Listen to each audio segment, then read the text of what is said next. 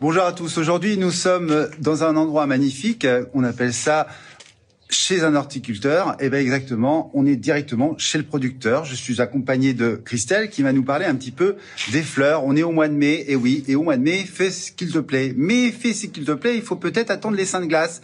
Alors, elle va nous dire un petit peu ce qu'il faut planter, pas planter, et puis nous donner un peu de bonheur. Bonjour Christelle. Bonjour à tous. Voilà. Alors, dites-moi tout Christelle. Alors, qu'est-ce qu'il faut planter maintenant qu'on est au mois de mai? Oui, alors au mois de mai, avant, faut attendre vraiment les seins de glace. Donc c'est conseillé. Donc les seins de glace, et en principe, c'est toujours le 11, 12, 13 mai. Donc on dit toujours à partir du 15 mai, on peut planter nos annuels. Dans les annuels, par exemple, on a les géraniums. Donc là, on se retrouve avec les géraniums. Voilà. Donc ça, il n'y a aucun souci. Aucun souci. Ah bah tout ça, aucun souci. Les impatiences. Les impatiences. Là, ils sont toutes petites. Bah oui, vous êtes le producteur. Voilà, donc voilà. vous commencez à la petite graine. D'ici une petite vingtaine de jours. Ça, c'est superbe. Voilà. Les surfinias, les pétunias rotondants. Exactement. Voilà, ça, on en trouve partout. Voilà. Exactement. Le fameux bégonia. Le bégonia, exactement, voilà, qui est superbe. Qu'on retrouve très souvent dans les villes aussi, dans les ronds-points. Oui, tout à fait. Donc, tout ça, c'est des fleurs classiques, mais on trouve beaucoup dans les communes parce que l'entretien est facile. D'accord. Voilà, donc, et aussi. Les plantes tomates. Et voilà, les légumes. Dont les tomates, les courgettes, les concombres, les melons. Voilà, on trouve différentes sortes de légumes à la serre.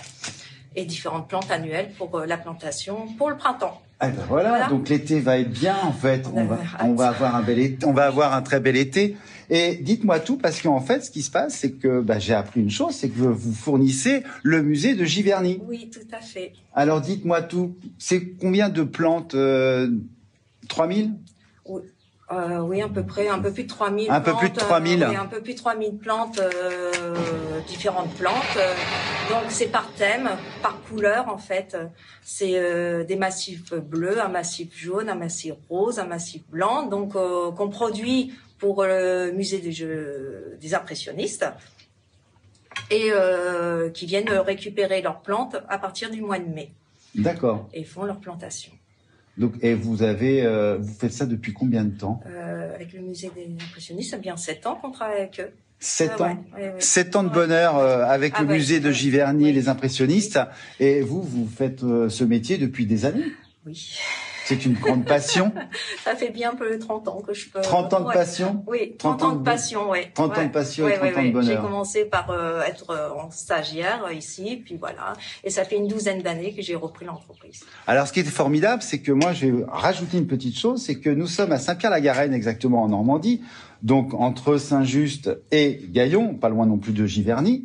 Et ce qui est extraordinaire, c'est que vous avez une très belle adresse qui vous correspond, qui s'appelle rue aux Fleurs. Oui, 1 rue des Fleurs. 1 rue des Fleurs. C'est formidable. C'est formidable. Ah. Oui, bon, en tout cas, merci pour votre accueil. De rien. Prenez soin de vous. Hein. Oui. Et puis surtout, profitez de la vie et profitez des fleurs. Ça s'appelle l'art de vivre. Je vous redis à très bientôt et prenez soin de vous. Ciao, ciao, ciao.